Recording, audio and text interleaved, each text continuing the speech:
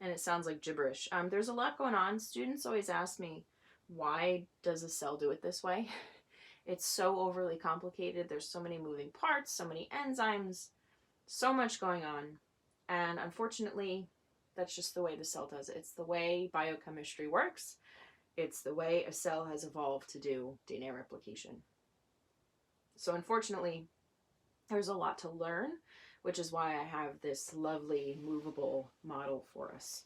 All right, so to begin, helicase starts at the origin of replication, and it's going to separate the two strands of DNA.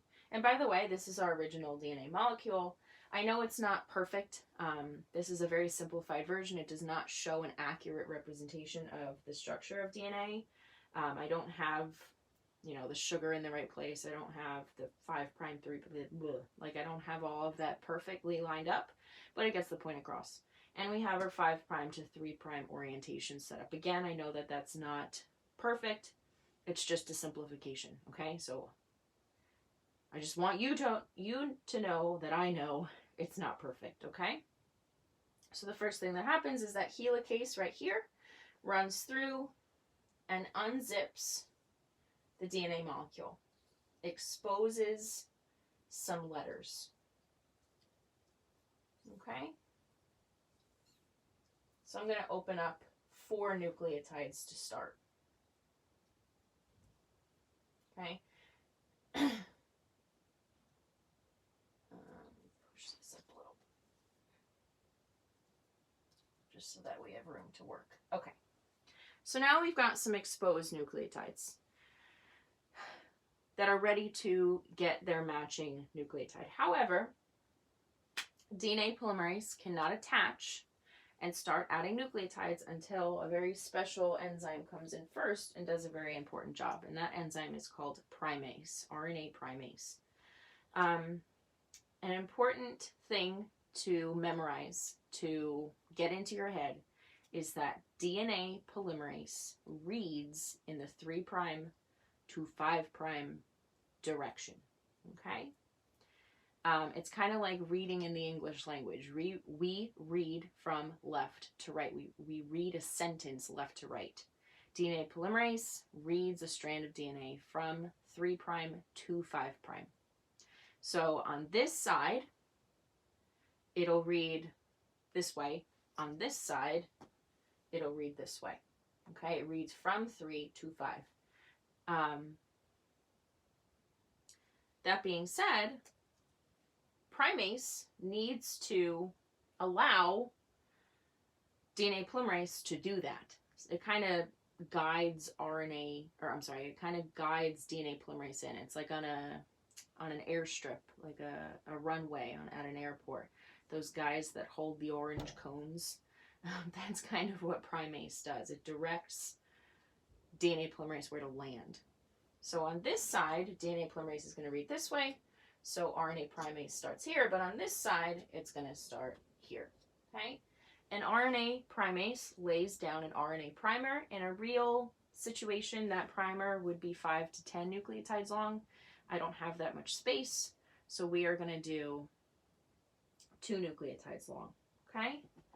An important thing to realize is that RNA is a little bit different from DNA. So on this side, this primase is going to see a T. It's going to add an A. That doesn't change. And then it's going to see a G, and it'll add a C. Okay? So now we've got our primer. Primase is done for now on this side. Okay? On this side, which we call the lagging strand because it's going against the flow of the replication fork, primase is going to see an A. It actually adds what's called uracil, U. It's very similar to thymine, but thymine is not used in RNA.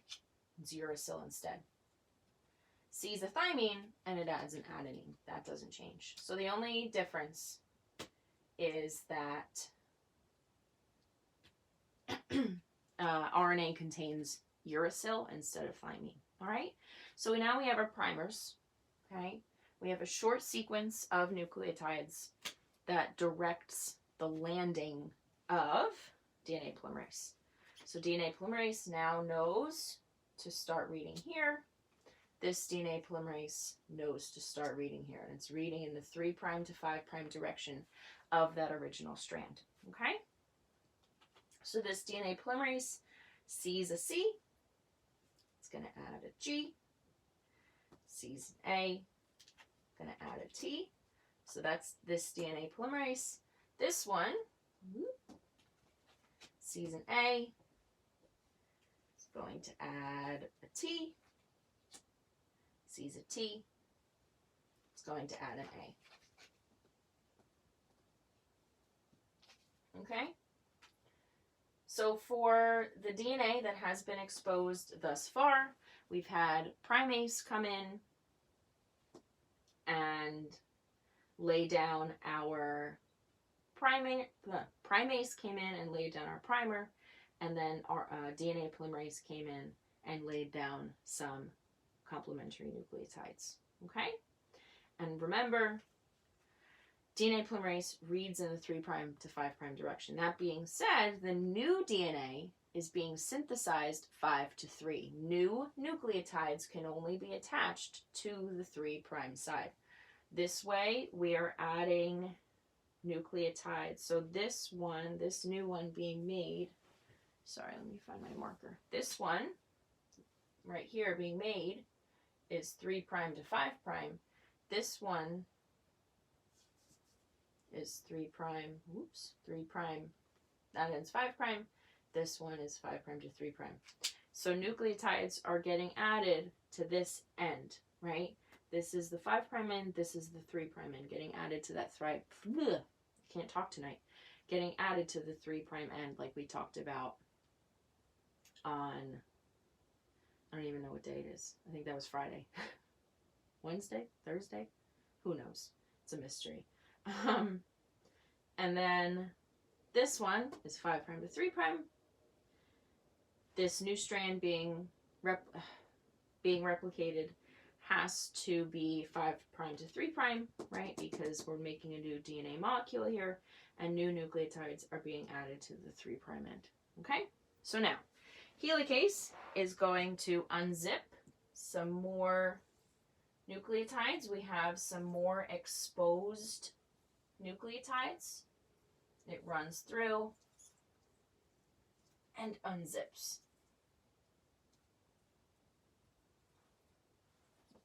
Okay? And just so that we don't get lost, this is our 3' end. This is our 5' end of the original DNA molecule. Okay. So now, we're going to have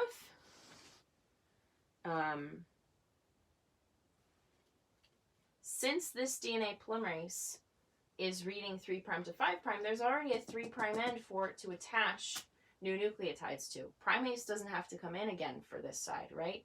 There's already, since this new one being made is 5 to 3, there's a little 3' end, a little hydroxide right there for DNA polymerase to attach to and begin adding nucleotides. So this one just has no trouble following the replication fork. That is why this is called the leading strand. DNA polymerase reading 3' to 5' follows the flow of the replication fork, follows helicase. So this DNA polymerase has no trouble just going through and adding G. Helicase is done already. G.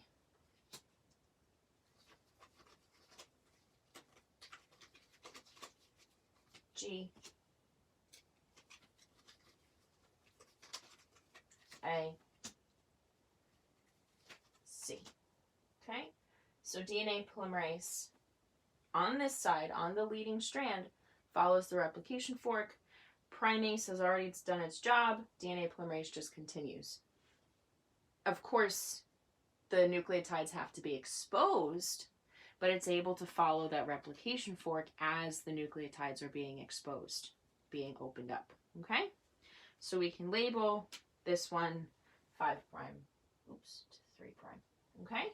So now we have a whole new DNA molecule on this side that is identical to the one we started with.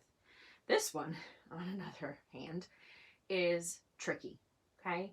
This one has to be difficult because it is flowing against the current.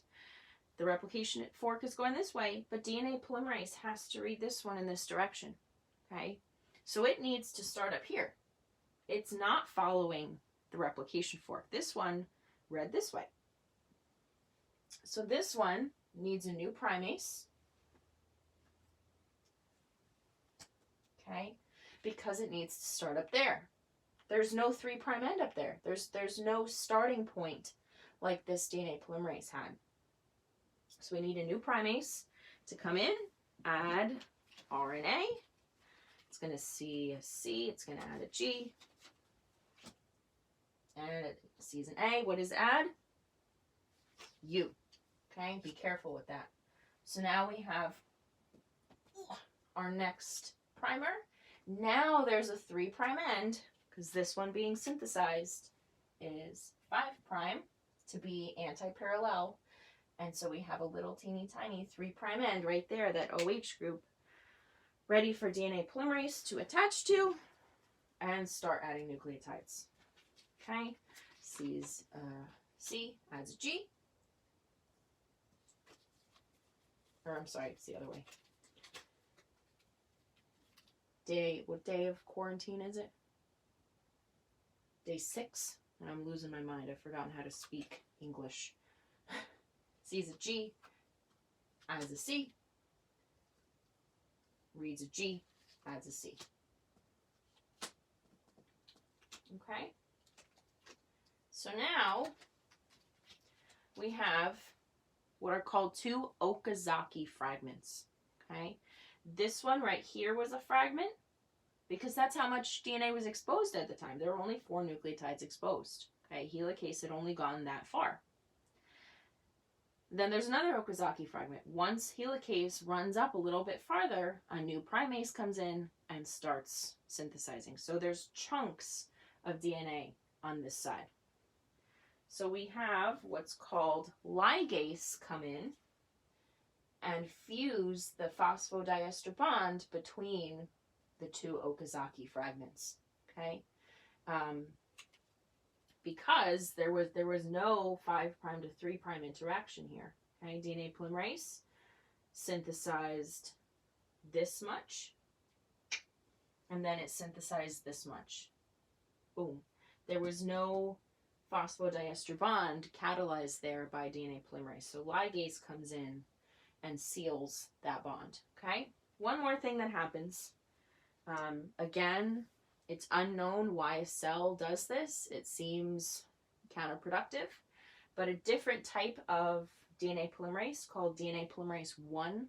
The one we've been talking about is called DNA polymerase 3. Eukaryotic cells have several different types of DNA polymerase. So the one that actually adds all the letters is called DNA polymerase 3. It's usually Roman numeral 3.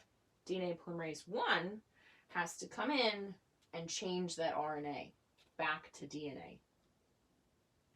So wherever there was RNA, it gets cut out, which is just counterintuitive, right? It seems like a waste of time. But it gets replaced to make DNA. So the RNA primers get cut out. I think these 2 were primers. Was a primer. Yeah, these 2. It gets cut out and replaced with DNA.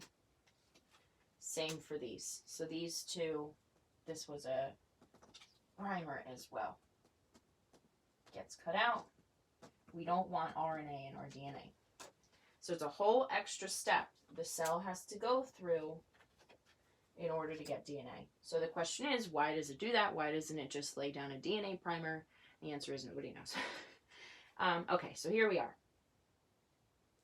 We had a leading strand that got synthesized with the flow of the replication fork.